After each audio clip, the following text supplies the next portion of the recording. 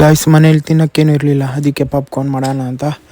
ಮಾಡುವ ವಿಧಾನ: ಒಂದು ಕುಕ್ಕರ್ ತೊಗೋಬೇಕು. ಫಸ್ಟು ಪಾಪ್ಕಾರ್ನ್ದು ಪ್ಯಾಕೆಟ್ ಇರಬೇಕು ಮನೇಲಿ.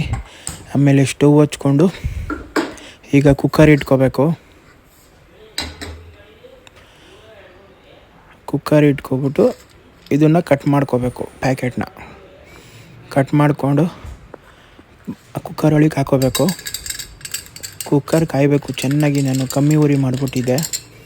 ಕುಕ್ಕರ್ ಚೆನ್ನಾಗಿ ಕಾಯಬೇಕು, ಆವಾಗಲೇ ಅದು ಪಾಪ್ ಆಗೋದು.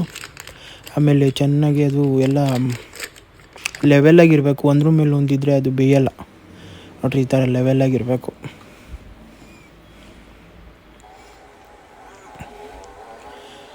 ಕಾಯ್ತಾ ಇದೆ ಇನ್ನು ಕಾಯ್ತಾನೇ ಐತೆ. ನನಗೆ ಹೊಟ್ಟೆ ಹಸಿತಾ ಐತೆ.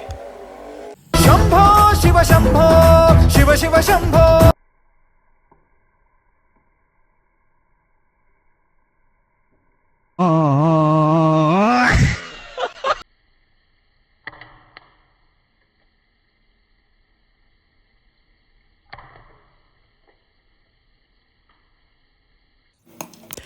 ಅದಾದಮೇಲೆ ಎಲ್ಲನೂ ಒಂದು ತಟ್ಟೆಗೆ ಹಾಕ್ಕೊಂಡು